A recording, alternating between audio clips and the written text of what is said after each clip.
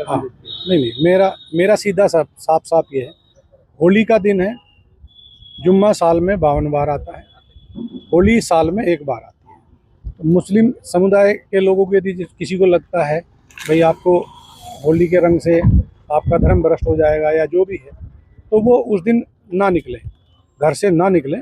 और यदि निकले तो उसका इतना बड़ा दिल होना चाहिए, वो दिल होना चाहिए कि भाई सब एक एक जैसे हैं, रंग तो रंग है। जिस तरह पूरे साल इंतजार करता है मुस्लिम पक्ष ईद का, इसी तरह से होली का भी इंतजार हिंदू पक्ष करता है।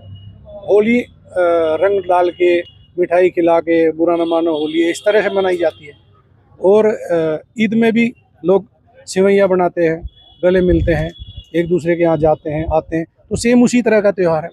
तो आप दोनों पक्षों के लिए, हिंदू मुस्लिम, आप एक दूसरे का सम्मान करें और अनावश्यक किसी पे यदि कोई निकल रहा है उस पर रंग ना डालें। ये हिंदू पक्ष के लिए भी हमने भाई, यदि कोई उससे बच रहा है तो उस पर भी रंग ना आप डालें। और यदि उस दिन होली का दिन है, सबसे बड़ी बात, वो जिसको लगता है कि रंग का वो बुरा मानेगा, तो उस दिन किसी भी हालत में अपने घर से ना निकले, अपने घर में रहे, एक दिन घर में रहे, तो उसमें शांति भी बनी रहेगी और एक मैसेज भी अच्छा रहेगा। तो बाकी सबके लिए प्रशासन, खासकर संभल में, हम कोई भी इस तरह की लापरवाही किसी भी पक्ष की बर्दाश्त नहीं करेंगे।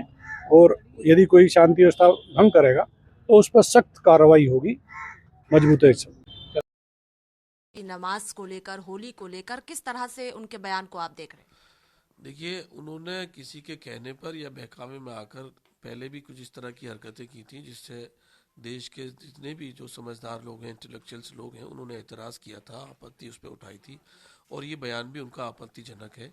उन्हें शांति बनाने की अपील करनी चाहिए थी। सब उनकी निगाह में बराबर हैं। और देश में पहली बार जुमा और होली एक नहीं, कितनी मरतबा आ चुके हैं। देश के लोग बहुत समझदार हैं, आपस में एक दूसरे का सम्मान करते हैं, एक दूसरे का एहतराम करते हैं। और कितनी जगहों पर जो है वो नमाज के टाइमिंग में भी जो है थोड़ा सा जहाँ गुंजाइश थी, आने जाने की सहूलत में दिक्कत थी, तो उन्होंने टाइम में भी जो है तब्दीली की जहाँ हो सकती थी। लेकिन उन्होंने जिस तरह की जो है वो तुलना की और ये कमी और ज़्यादती की और वो बात की, वो काबिल एतराज़ है। इस वजह से उनको मैं समझता हूँ अब संभल में नहीं रहने देना चाहिए। उनकी वजह से अमन व शांति को ख़तरा है वहाँ पर। वो पहले ही उनकी वजह से ही चंद लोगों की जानें ज़ाय हुई हैं। और इससे पहले भी जो है हम लोग डिमांड कर चुके हैं, पार्लियामेंट में भी डिमांड कर चुके हैं कि उनको तुरंत वहाँ से, मुख्यमंत्री जी को चाहिए वहाँ से उनको हटा दिया जाए। आपको लगता है कि होली का त्यौहार भी चूंकि सामने है और जुमे की नमाज भी है, तो माहौल खराब हो सकता है जिस तरह से अनुज चौधरी ये बयान दे रहे हैं संभल में? नहीं, उनके बयान से जो है एक वर्ग को, मुस्लिम वर्ग को ऐसा लग रहा है कि उनको नाजायज दबाया जा रहा है, नाजायज हरसमेंट किया जा रहा है। इससे पहले तो कभी संभल में, क्या कहते हैं, कोई इस तरह का संभल में कि पूरे देश में कितनी बार जुमा और होली और ईद भी एक साथ आई है। ऐसा भी हुआ है कि ईद और होली एक साथ आई है, लेकिन तब भी कुछ नहीं हुआ।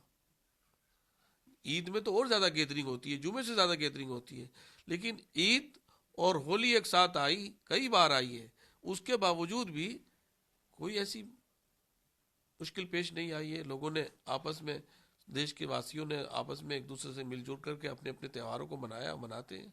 उन्हें जिस तरह की उन्होंने डिफिनेशन की, वो निहायत काबिल एतराज़ है।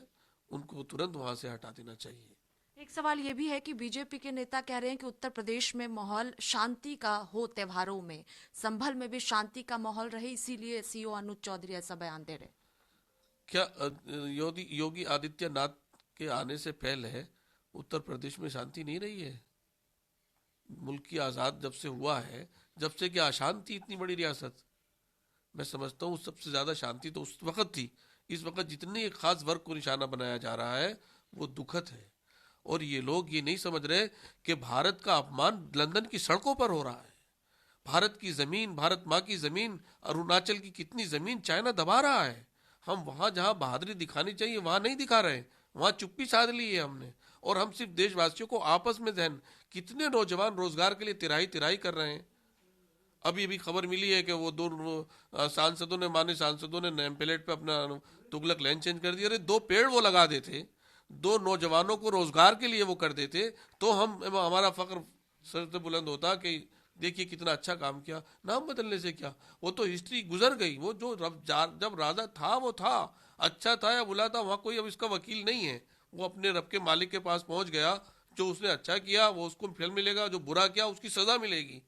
अब हम देश के आगे के बारे में सोचें। आपको लगता है कि तुगलक लेन का नाम नहीं बदलना चाहिए, क्योंकि दोनों सांसदों ने, केंद्रीय मंत्री भी हैं, तुगलक लेन के साथ साथ स्वामी विवेकानंद मार्ग भी लिखा है। किसी भी फ्रीडम फाइटर ने, किसी मुजाहिद आज़ादी ने इन नामों को बदलने की बात नहीं की। आज़ादी से 60-70 साल तक, भाजपा 2014 तक किसी सांसद ने ऐसा किया हो, पार्लियामेंट में उठाया हो, मुद्दा उठाया हो?